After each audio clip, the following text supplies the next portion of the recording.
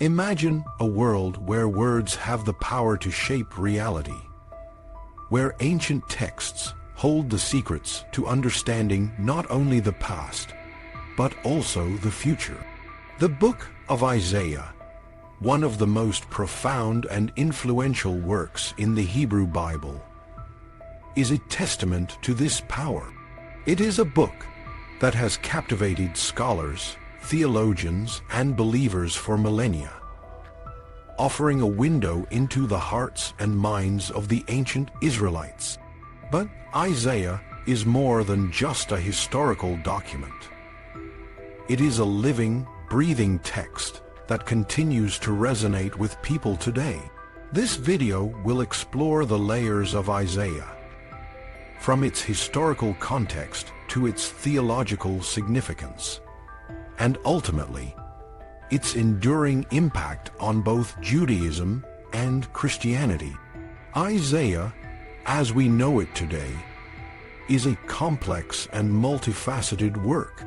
It is not the product of a single author or a single moment in time, but the result of a long and dynamic process of composition, editing, and reinterpretation. The book is traditionally divided into three main sections. First Isaiah chapters 1 to 39, Second Isaiah chapters 40 to 55, and Third Isaiah chapters 56 to 66.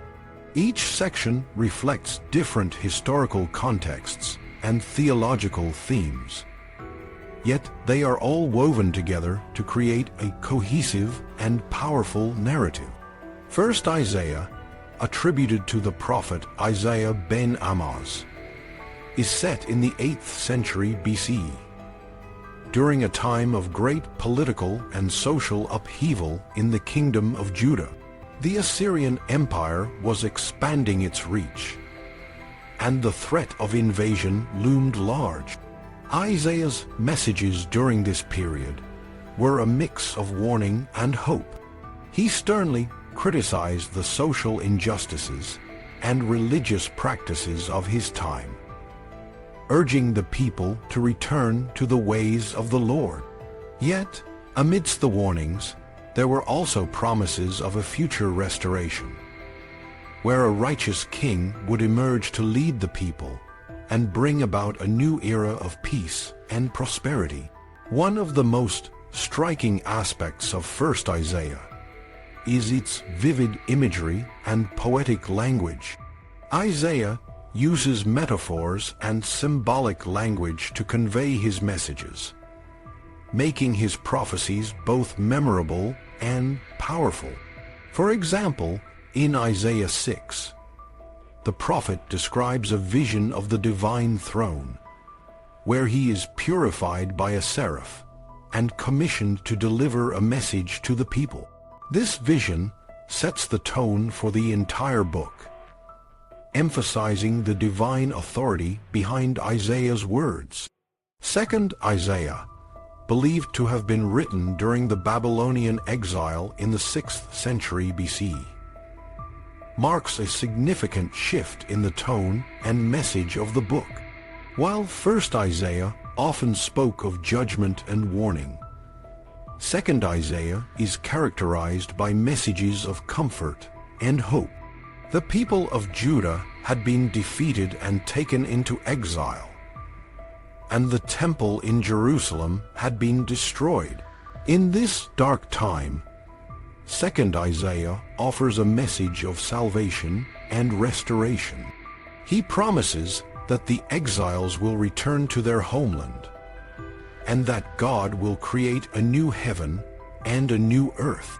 One of the most famous passages from Second Isaiah is found in Isaiah chapter 40, verses 1 to 2, where the prophet declares, "Comfort, O comfort my people, says your God. Speak tenderly to Jerusalem, and cry to her that she has served her term, that her penalty is paid, that she has received from the Lord's hand double for all her sins." This message of comfort and redemption is a stark contrast to the harsh warnings of First Isaiah, reflecting the changing circumstances of the Israelites. Second, Isaiah also contains some of the most profound theological statements in the entire Bible. In Isaiah chapter 44, verses 6, the prophet declares, "Thus says the Lord, the King of Israel and their Redeemer, the Lord of hosts. I am the first and I am the last. Besides me there is no God." This explicit formulation of monotheism is a critical development in Jewish and Christian thought, emphasizing the uniqueness and sovereignty of the God of Israel. It is a statement that would have been particularly powerful in the context of the Babylonian exile, where the Jews were surrounded by a culture that worshipped multiple gods. Third, Isaiah, written in the early post-exilic period, continues the themes of restoration and hope, but with a new focus on the role of Jerusalem and the temple. The people had returned to their homeland, but the challenges of rebuilding and re-establishing their community were significant. Third, Isaiah offers a vision of a future where Jerusalem will be a center of worship and a beacon of light to the nations. In Isaiah chapter 60, verses 3, the prophet says, "Nations shall come to your light, and kings to the brightness of your dawn." This vision of Jerusalem as a spiritual and political center is a powerful image that would have inspired the returning exiles and given them hope for the future. The process of editing and compiling the book of Isaiah was a complex and ongoing one. Scholars believe that the book was initially assembled by Isaiah's disciples, who sought to preserve and disseminate his teachings. Over time, additional material was added, reflecting the changing historical and theological contexts.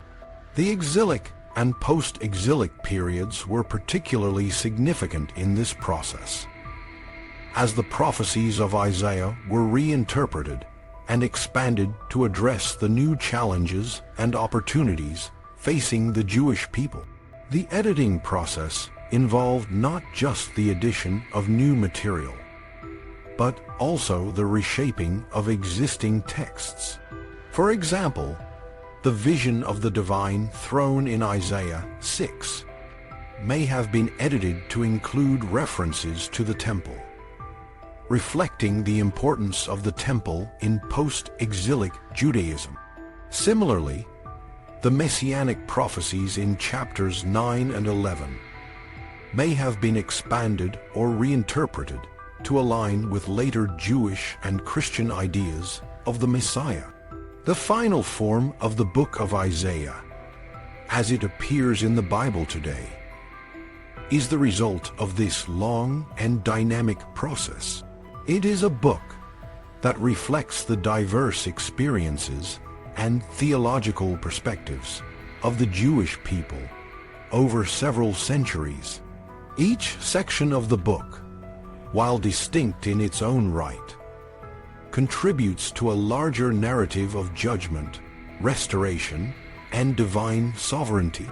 The impact of Isaiah on both Judaism and Christianity cannot be overstated. In Judaism, Isaiah is a key figure in the prophetic tradition, and his words are frequently cited in liturgy and religious texts.